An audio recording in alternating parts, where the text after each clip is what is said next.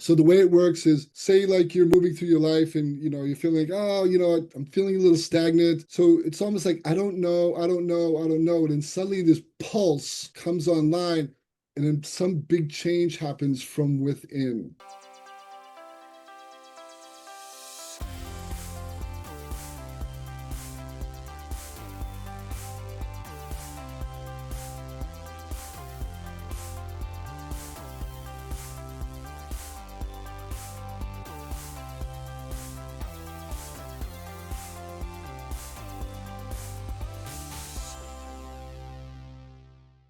Welcome to another episode of BG5 Live. This is actually episode 31.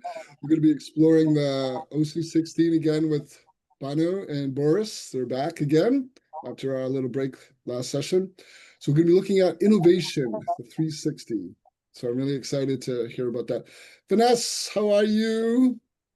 I'm good, excited to be here with all of these brilliant minds, and just want to welcome everybody to BG5 Live, the show for BG5 and human design professionals, students, and enthusiasts who want a deeper understanding of how to apply human design to business so that they can thrive in their careers and help their clients in doing the same. So excited to have Banu and Boris here again and to talk more about OC16.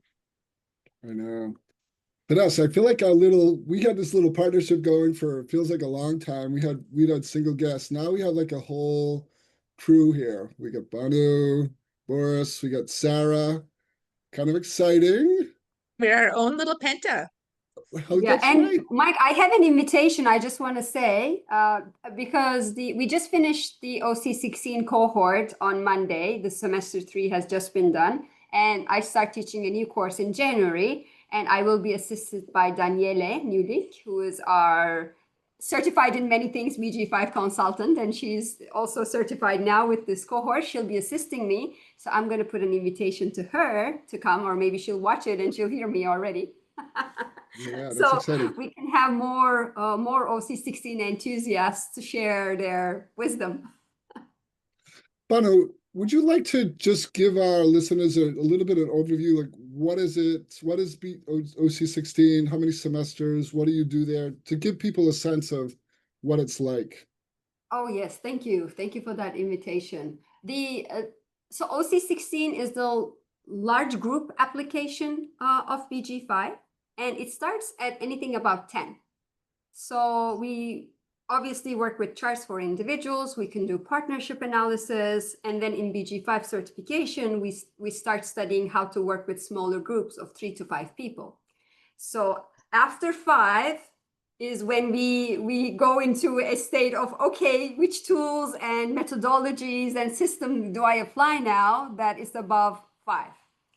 Because even the software, Maya Mechanics, will let you plug in 5 people, up to 5 people, and then you have to start building a new team. So there's a little gap, there's a transition between that small team to a large organization, but we can start applying this knowledge anything above 10. Not we can start, this is what we need, because the whole dynamics of the group start changing when it's anything above 10. So this we can apply it to any kind of group that's above 10. And there's a differentiation between the WA and the OC16. So WA is any type of people who are there together. They happen to be together oracally, but maybe they don't have a common goal. They're not, it could be a shopping mall. It could be a restaurant. It could be a stadium. So that's a WA. These people are there. They happen to be there oracally, but they don't have a common goal. But with OC16, this is an organization where people are acting together towards common goals. So if you think about that in anything above 10, this could be a sports team, it could be a class, it could be a school, it could be any small to medium-sized business where we have more than 10 people. And then it can go all the way up to large organizations where Boris and I have a lot of experience. Bigger corporations of hundred thousands of people. So we can start applying it in those scenarios as well, obviously. So we apply it to see the group dynamics. As always, when people come together, a different thing emerges from their combinations. So this is where 1 + 1 equals 3. And we study that transauric form and how we can take advantage of the mechanics in the background that are happening. And not only take advantage of it, but also help individuals, especially if you're working with leaders, people who are part of such organizations. They can see where they are distracted, where they are pulled into things. That little power base chart we're seeing at the bottom is what we use because it tells a whole lot about what will happen to me, because I'm the example, if I'm part of such large organizations. And the certification, because that was the original question, every January I teach a new cohort, and we just finished one, and it's 3 semesters of 10 weeks each. And depending on the group, we might have additional classes. It all depends on the vibe of that group and what's needed for that group. In the first semester, we study the details of the channels, the OC16 channels, and all the traits that build into the power base. In semester 2 is when we start building our pentas and how to grow businesses and how to apply with multiple number of people. So let's say you're working with an owner who wants to grow their business. How would you utilize this? Who would they recruit? How would the pentas now form? What's the correct way of doing it according to this system is what we study. And we get introduced to the lines of communication. The more the people, the communication morphs into something new. It's no longer direct communication anymore. So we study lines of communication and how those can be used based on people's activations. We use a different tool. We have an access database where we put everybody's designs and we can work to make these new pentas, the new formations, the new recommendations we can do. And in the third semester, we hone in on bringing all of these together and how to work with those with practical examples, which as a result of the final class, we decided we need more of those. So we're going to start building more into the system now. Yeah. So that was maybe a long answer to a simple question. That's okay. That's okay. Sounds really exciting. So Sarah and I are both former teachers in public school systems here in the States. Do you have a sense, or do you know if anyone has done an OC16 analysis on a school? I've seen students who were exploring things in their projects. Yeah, I haven't really seen an actual application. I've seen intention, people speaking to schools. There was one in Italy. One of your former students was actually engaged, and she was in touch with Boris at that time that we were looking at it from a school perspective. Yeah, so there is traction because it can really be used. And one of my students, his sister is a teacher as well, and he wants to experiment now with her students around, how can they benefit from this knowledge that we're going to study. So yeah, there's a lot of demand, but I haven't seen any actual case where a school bought like an application yet, or I might not be aware. But there's a lot of traction in applying it there. I can almost see us as an extension of the Institute having an OC16 where people come to us for help with working with larger organizations. I know you're doing an amazing job with the training program, and I feel like there's so much potential for this area. It's really amazing. Yeah. I just want to say hi, Boris. Nice to connect with you. Good to have you back. Welcome. Hello. Thank you, Mike. All right, so this is what we're going to do. We're going to look at innovation, which is the 360 strength.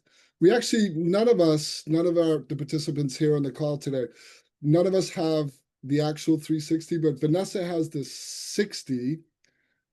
Banu has the 3. Boris has the 3. I don't think Sarah and I have anything there. So we get to be mutated by you guys.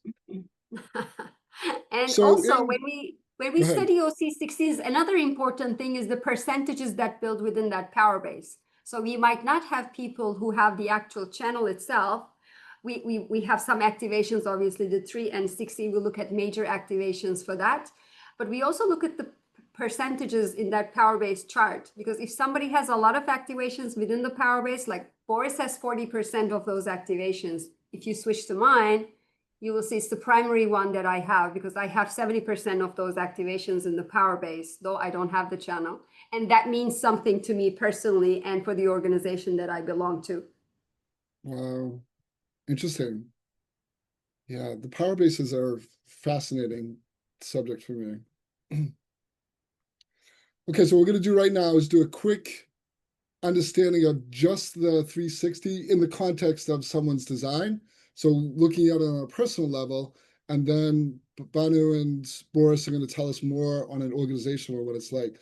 So one of the things to understand that there are three strengths in BG5 or human design.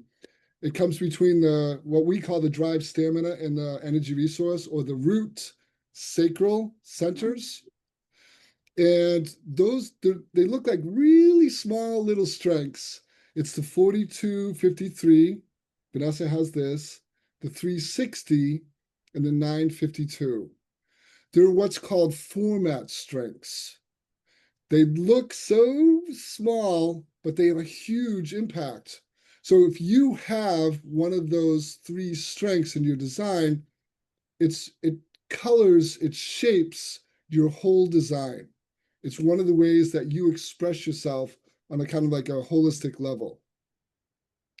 Also, if you have a format strength, you also impact, both positively and maybe not so positively, everyone around you. So this format has this ability to really have a big impact on the field around you.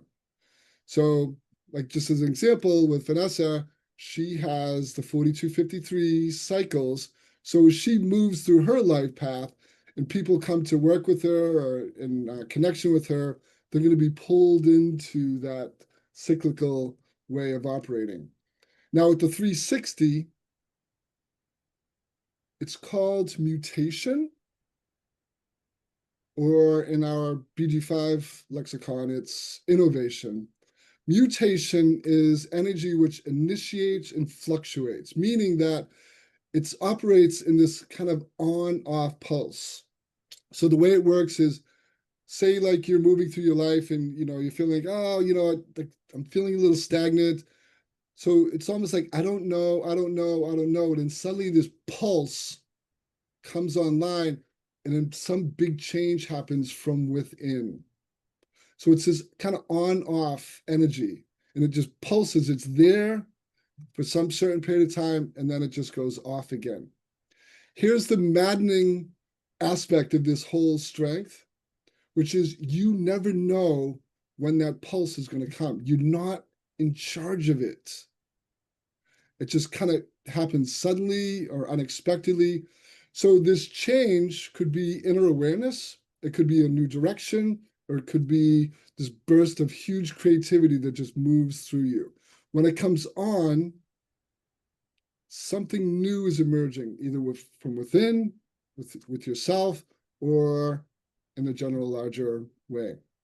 Now, something interesting, I'm actually teaching a class called Cycles. It's something that Vanessa and I did last year together, which is we have these major kind of fluctuation points in our life, major cyclical points, 30, 40, 50, and then 60, where we have these big kind of potential shifts. And so the reason I'm talking about this whole thing about this cyclical, if you look at any one of those, in human design, we call it the Saturn, Uranus opposition, or the Chiron, is if you see a 360 in any one of those cycles for yourself, you know that some big change is going to be showing up in that cycle for you. So with the three, if you see the 360 there, things might start becoming very unpredictable, and you'd never know what's going to happen. Those changes can be sudden, and they can be life altering.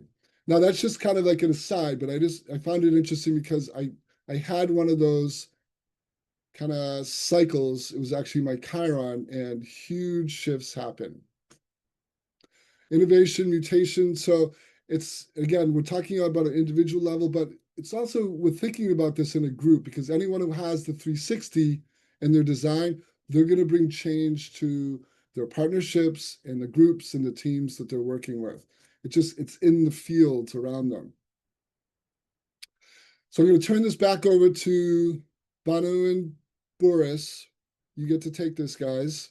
And what is this like on an organizational level? Yeah, thank you, Mike. So it really morphs into something else, obviously, when we jump to the organizational level.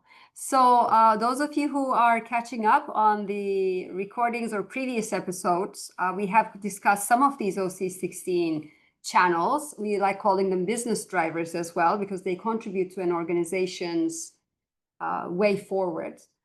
So innovation, actually, which is positioned at the very end, represented in red here, is the creative force that really drives that innovation. We talked about this mutative pulse that can come in, which means it's going to lead to something new, if it's creative and mutative. So it sits in the innovation, and it talks about how this formation, this organization is going to move into the future by innovating. And it's going to feel the pressure always to innovate somehow. Otherwise, we stay stagnant, right? We cannot move into the future unless we're really innovating and doing things differently or evolving them in certain ways. And when larger organizations or a number of people above 10 come together, this force is ever stronger. And if you think in the business context, obviously companies are formed or organizations are formed for a purpose, to make material success, to increase the bottom line. It could have been a nonprofit, but they would still have KPIs. We come together for a common purpose. And this is actually what really drives it. And now we will go into the details of what innovation is. Maybe you want to skip the next slide, Mike, and just jump into into this one, which is a better representation of it. So we spoke about some of the things of this being the pressure, how it's there for change, and is absolutely essential. And when you look at it in the visuals of it, you see how it comes from the sides in terms of the circuitry of how it's built. And what's leading to innovation is actually coming from two sides of things. Number one is the internal operations. This is about how we innovate internally and how we deliver our product in a more innovative way. So one is internal operations, innovation in that sense, that feeds in. And then the other part of it is the outside appeal, the sales and marketing. So how are we changing our go-to-market, our presence, how we present ourselves, how we do things differently in terms of how we sell the product can also be innovated, obviously.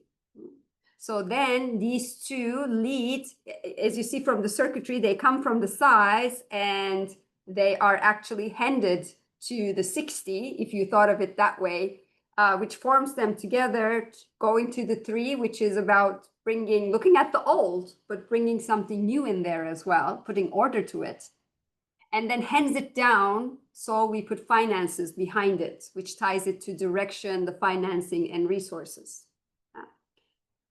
So this is the general sense of it, and it's very interesting. And this is, I think, the last bullet on the slide as well.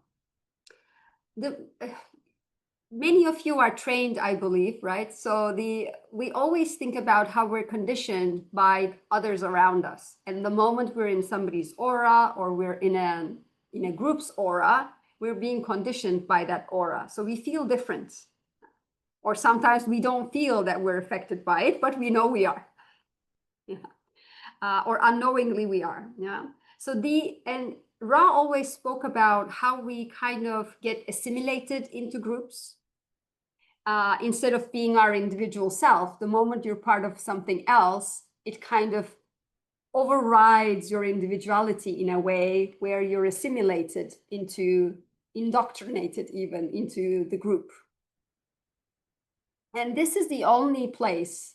This creative place is the only place where individuality can exist in such a bigger group, he said. Because you got to keep it in a way, because these individual minds and inspirations were getting inspired, and then that individual creativity somehow leads into the organization to innovate as well, which is absolutely crucial if this organization is going to stay around. So this is what makes such organizations striving at the same time. And we don't have to think business terms. If this was a football organization, a sports club even, they have a common goal that they want to achieve. So then maybe we can talk about the internal operations, how we play, how we train. Those can be counted towards, we can make innovation there. And then to the outside appeal as well, how we pose it and stuff. So. Can I ask you a quick question, Banu? Mm-hmm. So you've used that phrase common goal a couple times. What's so important about that concept of having a common goal? It's the purpose why the group came together. Right? If we're a company, we're created for some material success that this company is going to build. If we're a nonprofit, we have something that this organization is created for. And when individuals are becoming part of that organization, they embrace it in a way by belonging to that organization or doing that deal with the organization is I'm going to be committing to being part of this. And it gives the vibe. It's part of company culture, we can say. It's part of the vision of that company and the mission of that company. That's what it stands for. And that's why we create these organizations, for a common goal. Even big family is for survival, right? It's created so the individuals in it will survive and the babies will grow, even if we thought, back in the days where humans were just evolving. So I was thinking about the concept of, if we're all in the same room and we're working towards a common goal, that's really obvious. But a lot of companies now are spread out, there's remote work. But I'm just wondering energetically how powerful that common goal can be on a team. So we talk a lot about that in, third semester certification class, with the pentas. But it seems like that idea of common goal can be a unifying force. Mm-hmm. Yeah, it definitely is. So there are a couple of perspectives I could offer here, because when Ra was teaching this information about the penta, when he thought about the OC16 as well, he said these transauric forms, they function in the way he explained it only when you're in aura, actually. And everything else he called, like at that time, I think he worded it like a network, because he was building the Jovian. There were, students from outside. They weren't there oracally, and he called it a network. So the theory says it can only work when people are in aura. Now, with everything evolving, it's been such a long time that he has thought it, and he only thought it once.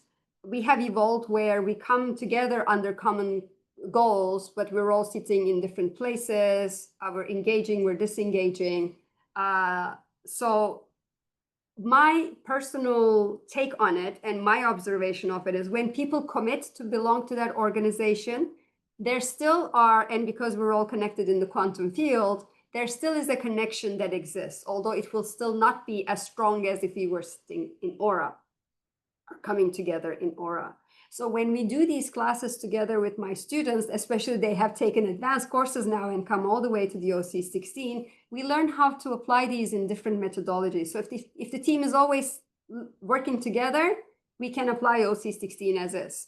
If these teams are disengaged and they work like in their own clusters and their small teams, we can bring in our BG5 knowledge. Or we can bring in individual strengths if this person always works from home and never comes to the office. So there's a weaving in of all the tools and all the methodologies that we have learned when we come to advanced certifications, because a person who's trained in such advanced ways can bring in the knowledge to do like a more situational guidance on how it would work. That's a great description. I like that. And I think it really resonates, that kind of in aura versus not, and the difference. Yeah. So what happened in COVID was actually showing us, because when people stopped going to the office, disentanglement began. They still worked for those companies, but they started being in their auras for a very long time. and everything started. So think of how many people left their companies. They did life changes after that. And the fact that we are no longer always in aura, I believe, has a strong impact in it. And then companies started calling back people. You have to come to the office 3 days a week, because it's different when you go to the office and when you don't. So Ra was right in the sense of the effect of it, which he was more extreme, right? He said it wouldn't work if you're not in aura, but testing it and my own experimentation and my students, we still feel it to some extent, I would say. Yeah, it's a good way to say it. Hey, Boris, what's been your example of watching or experiencing or seeing innovation at work in a corporation or a company? And there's lots, and maybe just to what you said, and I think and what Banu said, the calling back of people to the business in the offices in the premises is a large aspect of a VAR or an OC16 is control. So if the people are out at home in their office, do they work actually the 8 hours they're contractually obliged to or not, and things like that? The management cannot control that. And that is a lack of control, and a VAR doesn't like that. That is, neither does an OC16, which is like the business organization. When you think of management, a big thing is setting targets, setting goals, monitoring it, and making sure that it happens. That is part of management. And in a nutshell, when we look at the different organizing channels now, and we look at innovation or direction or management, when you think of it in a business or any organization, in a football club, in a school, there is a certain interconnectedness. So it's a matrix. It's not that you are alone there. And that matrix is what it binds it together. And there is the common goal, the common purpose, the common vision, the common direction that comes into it. And this matrix is quote this working together, and that is reflected in a business. So when we look in isolation at different organizing channels, when you think of a business, the business processes, the departments, the different business functions and sub-functions, they are interconnected via the processes. So there are handshakes in the process. Innovation in itself wouldn't work if you don't have the money, if you don't have the resources, if you don't have the capacity to build prototypes, to work on something, to ask your clients. You need to digest all of that information. So all of that needs to come together. And therefore, when you would say like innovation, you would allocate typically in a business to a research and development function, R&D. Yeah, a typical example of an innovative business function. But they cannot work without like market research. What do other competitors do? What do clients like? What do customers like? So you need to have kind of the ear on the pulse of what's happening. And that is actually what's happening now in the marketplace. Trade 20. That's market intelligence. That is like, think of Apple, what they do. They sense what consumers want. And then they work on that, how to innovate their products. And that is like the internal thing. What do we do with what we see, what we hear, what we want to talk about? Then you have the intuition side, which is like on the left-hand side. What do we innovate? What does make sense? What is this?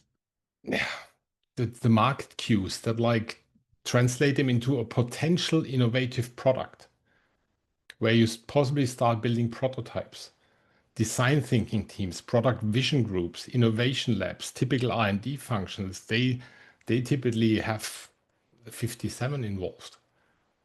Then you go down to the 28, take the risk to create something new. So that is, how do you bring out a new product? How do you dare to bring out an iPhone, like a device that was never there before? How do you bring out like a Tesla model, a new electric vehicle that was not there before? How do you risk the money, the involvement, the capacity to produce it and to put it on the market? And then the 38, how do you fight for that it gets accepted? So how did Tesla fight for, with their engineers, their marketing people, to fight that the skepticism that this wouldn't work, it has only like 100-kilometer capacity and things like that? No. It's like you fight for it. That is like what is internally happening. And funny enough, I've done lots of pattern analysis of the company I worked for. I looked at like 30,000 people roughly on the employee side and allocated them into different business functions. And what I observed is like these traits, when you look at these typical business functions like market research, like R&D people, you find an aggregation of these traits in these departments. And this is, I think, what is the thing with the WA or an OC16. The WA as an energetic form or mechanical form pulls what it needs.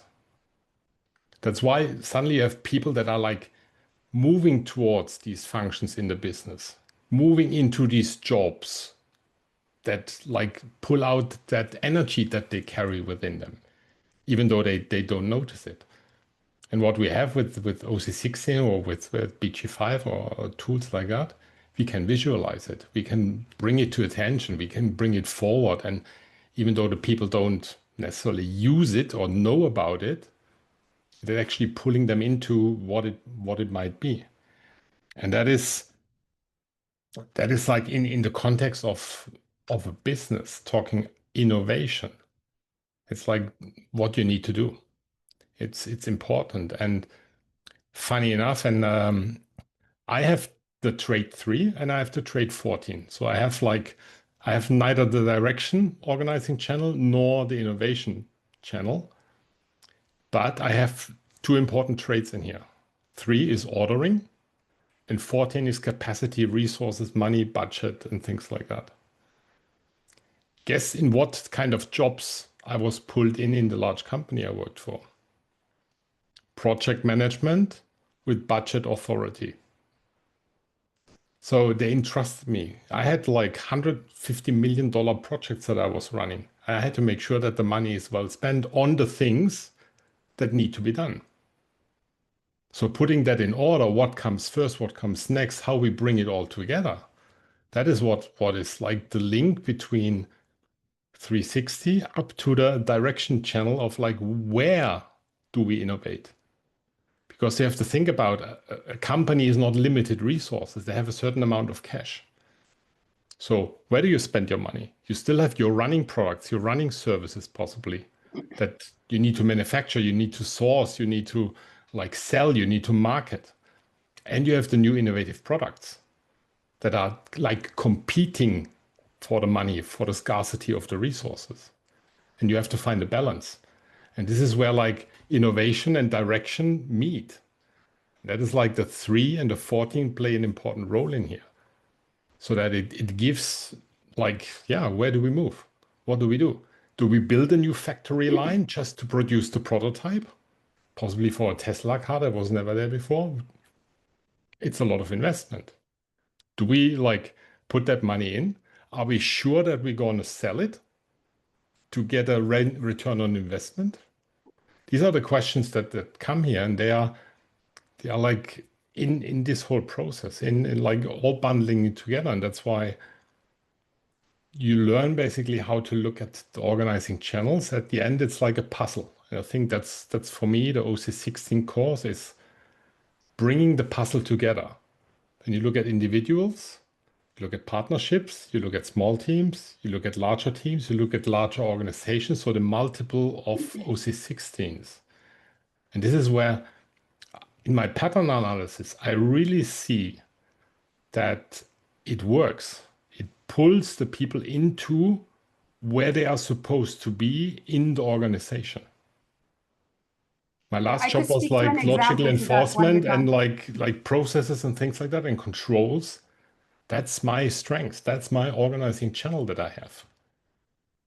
So yeah, sorry, Manu, I didn't want to stop you. I want to give an example. So I was just hinting to Mike, but I know he doesn't watch the chat, so I needed to say it. Sorry, Mike. But I want to welcome Daniele. She just joined. I'm happy you're here. Daniele, who's going to be my assistant in the new OC16 cohort, along with lovely Boris, who assisted me in the current cohort. So I'm lucky. Welcome, Daniela. Nice to have you, and very excited. we're gonna have to have you on some of the other shows. Well, You thank know, you this that I can be OC16. here. Yeah, good. Yeah. So I have a question for you guys. Daniela, you can jump in if you'd like to. So I once taught a course on human design and creativity. And one of the interesting things about creativity is all new creativity comes through innovation, through the individual strengths in someone's design. And one of the places tied to the fears is trait 43, which is fear of rejection. So individuals are here to creatively bring something new into the world, but they're also afraid of it being rejected. They're afraid of it being too out there.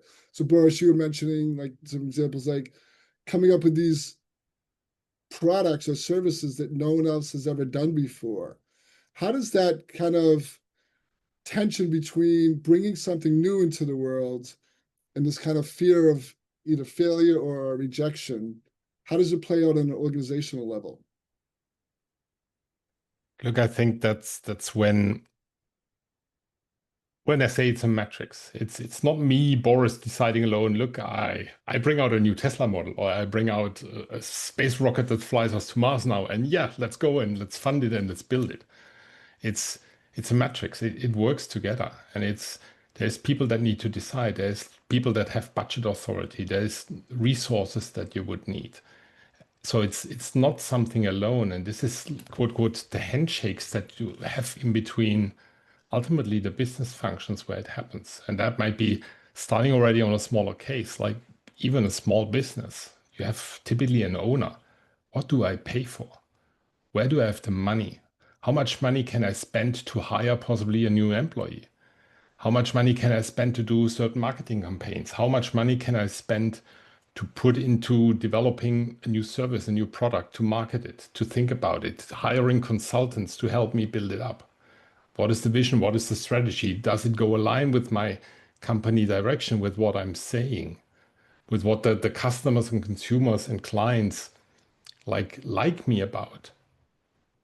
This is all the things that you factor in. And then how do I educate my team, my people, that is rather than the management stream, to give them the new direction? Where do we move to? How do we talk about it? How do we talk about internally? How do we talk about externally? So it cannot be done alone. I think that's when you start, for me personally, when you start growing from an independent solopreneur type of business into, now I have a partner. Suddenly I have to agree with somebody on like common goals. Where do we spend our common money? Where do we go to which events? Do we go alone? Do we go together? Who speaks? Who speaks about what? You suddenly need to start agreeing. Before it was you alone. And then you add up a team, administrative assistants, some people that do the sales.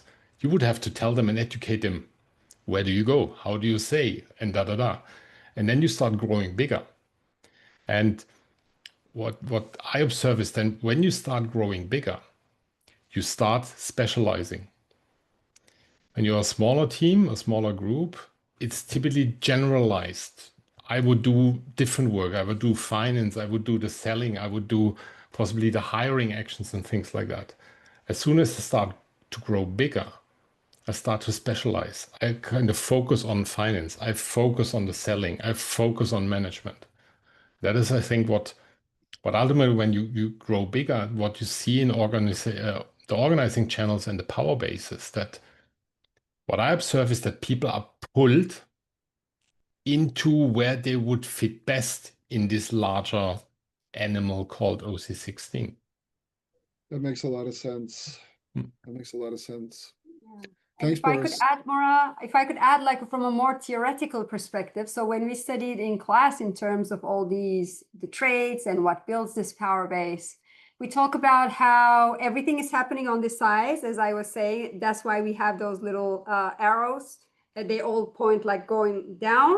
And then what happens is the 38 and the 39 coordinate their efforts, and they give it to the 60 in a way. This is so the work gets done with multiple people, just like Boris is saying, around how we're innovating externally and what needs to be done on the internal level. So all that works. and then it's handed to the 60 who coordinates and prioritizes and gives it to the 3, who is actually going to be the one who pitches it to the finance? So it's the 3 and the 14, which is resources, they have an organizational bond where some scrubbing and, you know, deciding on where we put our energy happens within the theory.